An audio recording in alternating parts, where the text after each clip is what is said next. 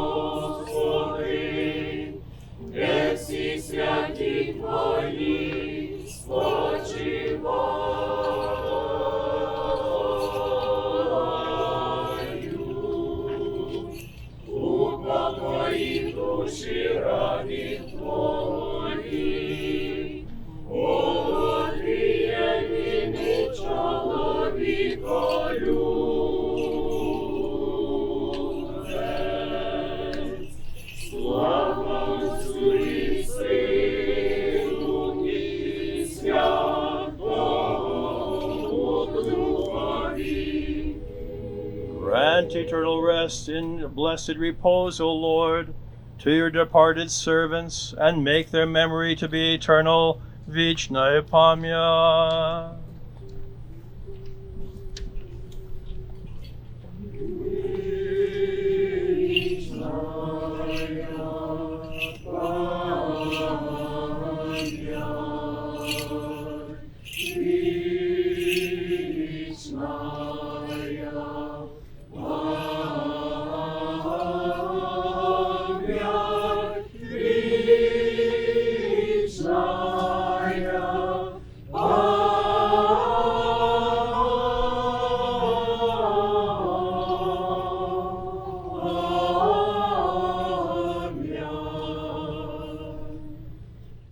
I would now like to invite Rick Kubian, our superintendent for the Lake Louise Yoho and Kootenay Field Unit, to say a few words on behalf of Parks Canada.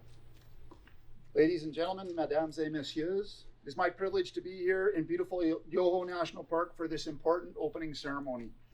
I would like to thank the Ukrainian Canadian Civil Liberties Association, the Canadian First War Internment Recognition Fund, Father Krepko and Father Farina, and all of you for joining us today.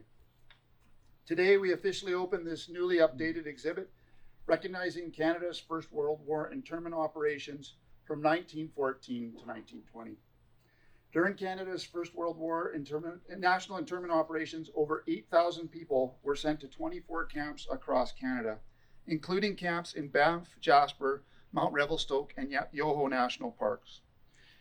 Yoho's Camp Otter, located just to the west of us here in Field, housed up to 200 internees, men interned as a result of the War Measures Act from the fall of 1915 until October of 1916. Parks Canada recognizes the legacy of Camp Otter and the First World War internment operations. Through interpretive programs and materials, Parks Canada is committed to ensuring that Canadians have opportunities to learn about the full scope of our history, including the difficult periods that are part of our past.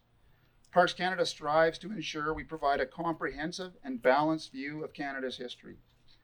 I want to thank the Ukrainian Canadian Civil Liberties Association, the Canadian First World War Recognition Fund, and my colleagues in Parks Canada for their strong collaboration, which led to the creation of this exhibit. I had some personal exposure to this and know that it took many years to get us here, and I'm very pleased that we're all here today. Thanks to their work, future generations will better understand Canada's history. To strengthen the Canada of today and the Canada of tomorrow, We must recognize and remember these uncomfortable periods of our past and apply the lessons learned to our collective future. I invite Canadians to visit Parks Canada places across Canada to discover more of our country's rich and varied history. There is an array of places and stories to be discovered. Thank you. Merci. Facts give us knowledge. Stories give you wisdom. I hope to share a little knowledge on Canada's first national internment operations. After the entry of Great Britain into the First World War on August 4th, 1914, the Government of Canada issued an order in council that provided for the registration and, in certain cases, internment of aliens of enemy nationality. Suddenly, and entirely as a result of government decree, many Ukrainians and other Europeans found themselves described as enemy aliens. Over the next 6 years, various repressive measures would be directed against them. Most of the 171,000 Ukrainians living in Canada were, by 1914, settled in the prairie region, although significant communities began forming in Ontario and in Quebec. Since these immigrants had generally come to Canada from the Austrian crown lands of Galicia, or Halachina, and Bukovina, their citizenship, but not their nationality, could be described as Austrian or Austrian-Hungarian. Ironically, even though the British Foreign Office in Ottawa had twice in early 1915 instructed Ottawa that these people were to be provided preferential treatment, it was not. The racism of the day ruled.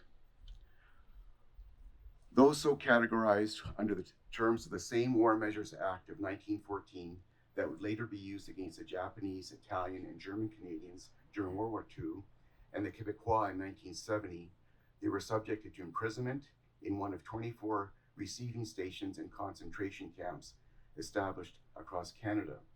And I use the word concentration camp because that was the term of the day. If you see the photo of the camp in Vernon, British Columbia, there's a beautiful rock layout of the words Vernon Concentration Camp with flowers around it. And the word concentration camp came from the Boer War prior to that. Between 1914 and 1920, 8,579 enemy aliens were incarcerated, among them women and children. Of this number, only 3,138, according to General Otter, who was the commander of the internment operations, could be classified as prisoners of war. 817 were actually enemy servicemen, and 1,192 were civilian German residents of Canada. Of the remaining 5,441, a majority, perhaps as many as 5,000, were of Ukrainian origin. Over 80,000 others, mostly Ukrainians, were categorized as enemy aliens and obliged to report regularly to their local police authorities or to the Northwest Mounted Police. They were issued identity papers that had to be carried at all times, the penalty for non-compliance being arrest and possible imprisonment. In addition to the approximate 5,000 Ukrainians, the affected communities include Bulgarians, Croatian, Czechs, Germans, Hungarians, Italians, Jews, the various people from the Ottoman Empire, Polish, Romanians, Russians, Serbians, Slovaks, and Slovenes. Most of the POWs of German and German-speaking Austrians were separated from other internees and placed into the first-class category. This meant they were generally kept in relatively more comfortable camps and were not obliged to do heavy labor. The other non-German or German-speaking Austrians were sent to work sites in Canada's frontier hinterlands, to places like Spirit Lake in northern Quebec, Castle Mountain, Banff National Park, and right here in Yoho National Park.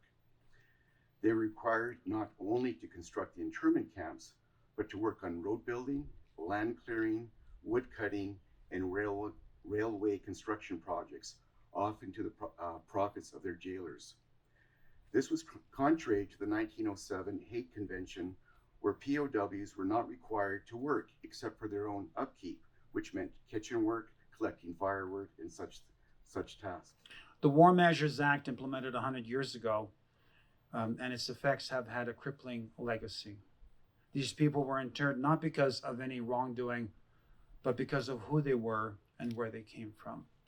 And I've heard instances where a young lady is simply saying that her grandfather did not talk about it, but did simply say, I must have done something wrong because the police arrested me. Imagine, I must have done something. They didn't know what they did wrong, but they arrested him. In total, 107 died of illness like TB, influenza, and a number were shot trying to escape. 106 were deemed insane by what was coined previously the barbed wire disease. One of the gravest forms of injustice, again, is when victims cannot tell their story, when they are silenced by denial or indifference, when they are marginalized and pushed to the periphery of history. We heard many times that never happened. I even got an email a couple of days ago that says, tell me about internment, because I don't believe Ukrainians were interned. And I explained it to them, and they just couldn't believe it.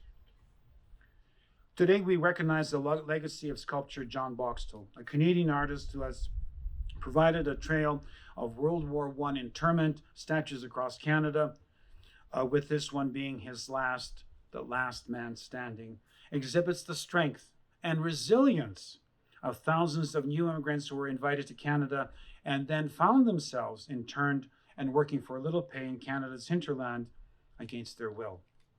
This statue represents an important milestone in remembering, commemorating, and recognizing the historic injustice suffered by thousands of innocent people. We honor those who were interned here at Yoho National Park. And with the words of the internee Joseph Lesky, who wrote the Banff internment camp official on December the 24th, 1915, so I beg you, do not forget. And on behalf of the Endowment Council, on behalf of UCLA, please don't forget. Please don't forget. Thank you kindly. John Boxtel, a Dutch-Canadian, built just for cost materials in 1995, a statue that went up in August of 95 in Castle Mountain, Banff National Park. Now, why did John do this pro bono? His father was taken by the Germans during the Second World War, and he understood what concentration camps were and what the loss of personal freedoms are to an individual. But John is an interesting man. You know, he gets the feeling of people who are interned. And if you look at each of his statues, they're similar, but they're different. But they always evoke the emotion of, like, why me? And this statue is his last statue, the last man standing. But the first statue in Castle Mountain is titled Why? Like, why me? And so I think John, through his artistry, through his ability to tell a story through sculpture, he has told the story of the internees saying, like, why did this happen to me? And I respect John for that. You know, he's done marvelous work since the mid-1990s, and I'm glad that I'm here for his last statue. Відзначення таких подій, як інтернування, забезпечує правдиве висвітлення історії в майбутньому, щоб такі речі не забувалися і не повторювалися. Ми повернемось до нашої телепрограми Alberta Kontakt після недовгої рекламної паузи. Залишайтеся з нами.